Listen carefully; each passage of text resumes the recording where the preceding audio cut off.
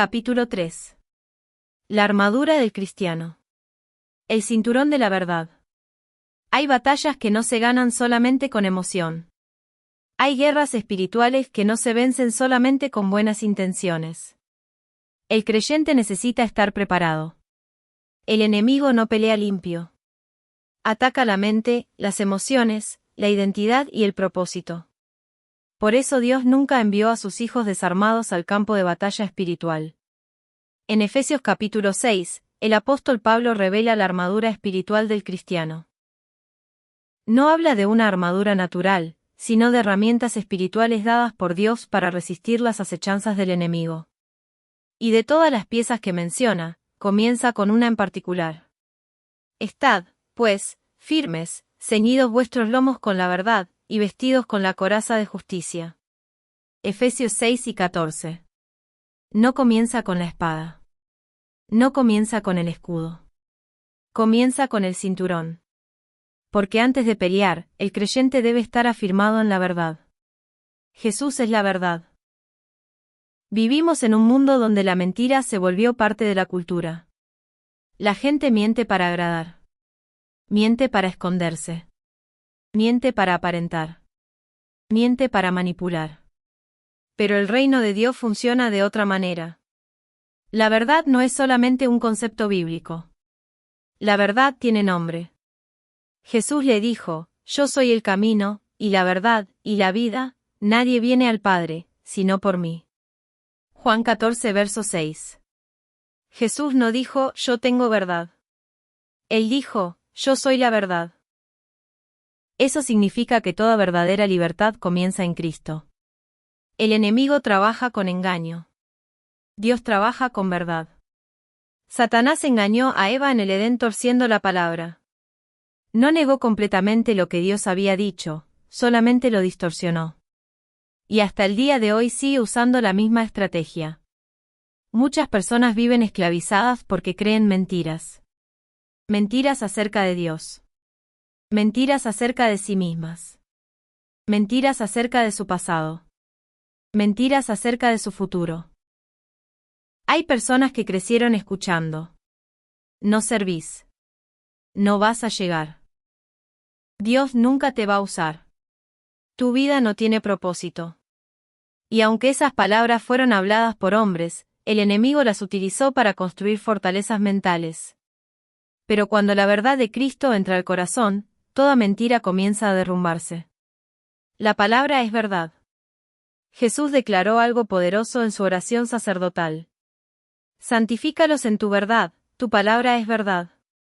Juan 17 verso 17. La palabra de Dios no solamente informa. La palabra transforma.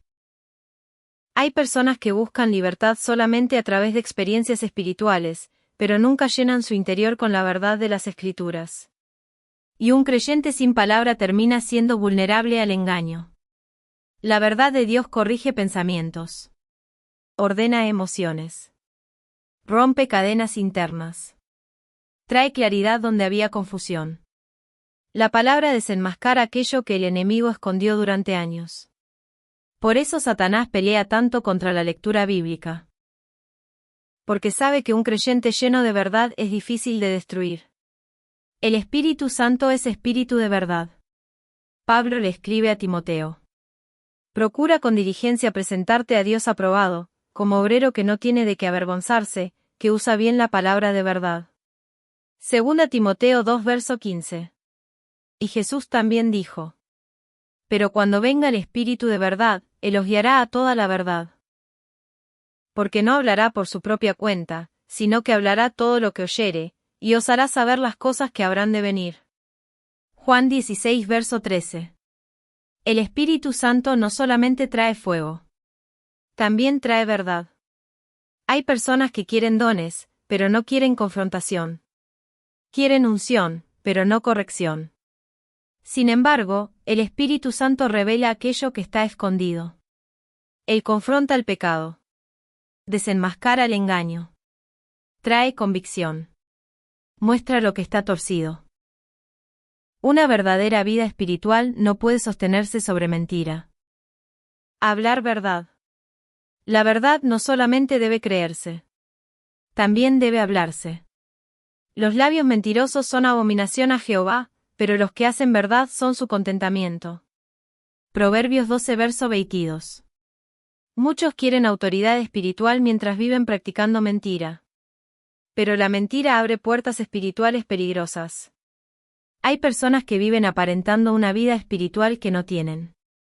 Otros esconden pecado detrás de una imagen religiosa. Otros manipulan usando palabras espirituales. Pero Dios no unge máscaras. El enemigo opera en oscuridad. Dios opera en luz. Por eso el cinturón de la verdad es tan importante. El cinturón del soldado romano. El cinturón que usaban los soldados romanos era ancho y fuerte. No era un accesorio decorativo.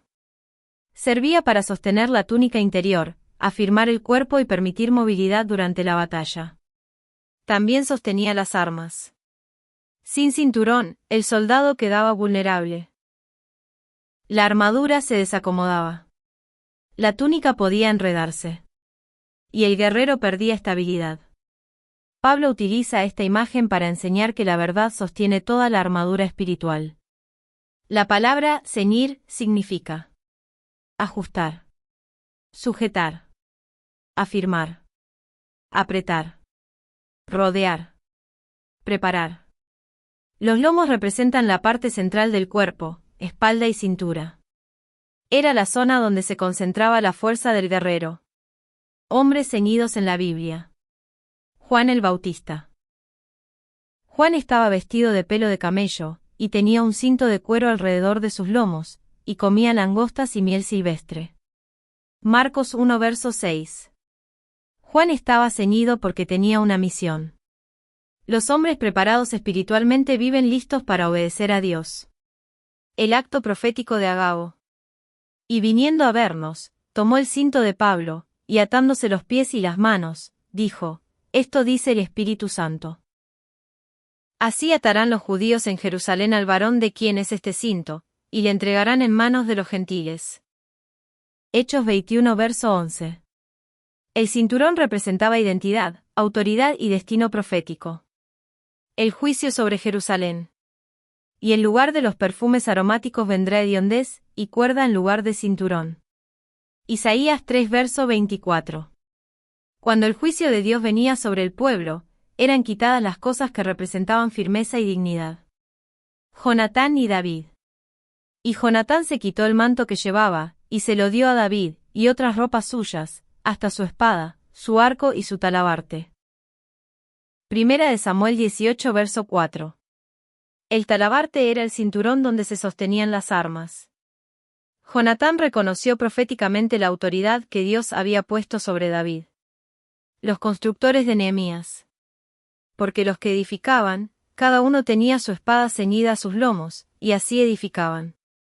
Nehemías 4 verso 18. Ellos construían con una mano y peleaban con la otra.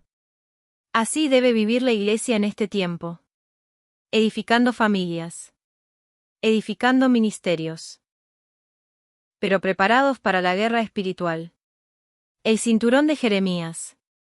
Uno de los actos proféticos más impactantes aparece en Jeremías capítulo 13.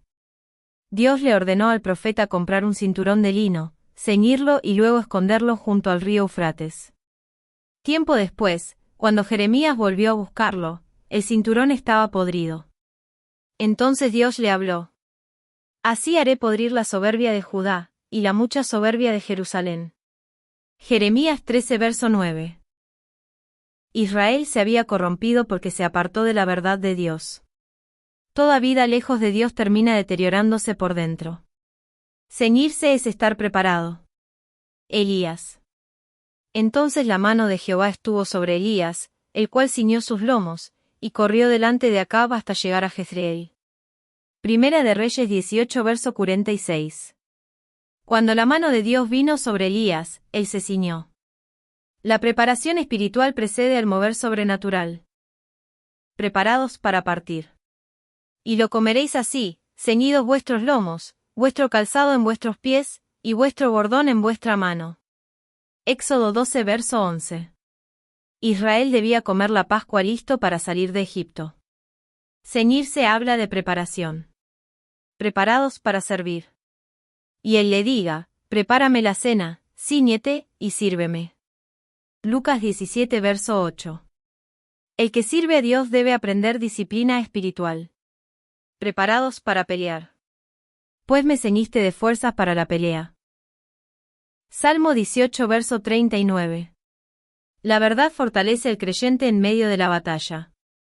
¿Por qué la cintura? La cintura representa estabilidad. Espiritualmente, habla del lugar donde se procesan emociones, decisiones y firmeza interior. Sin verdad, la persona pierde equilibrio. Por eso muchas personas viven emocionalmente quebradas, confundidas y espiritualmente debilitadas. La mentira desordena. Hay familias destruidas por años de engaño. Ministerios caídos por doble vida. Personas enfermas emocionalmente por vivir aparentando. Sin ceñirse con verdad, la batalla estaba perdida antes de comenzar. La mentira y el cuerpo. A lo largo del ministerio hemos visto cómo muchas cargas emocionales afectan incluso el cuerpo físico. La columna sostiene el cuerpo así como la verdad sostiene la vida espiritual. Hernias discales. Tensiones. Dolores constantes. Problemas cervicales. Muchas veces aparecen ligados a años de angustia, opresión, rechazo y mentira.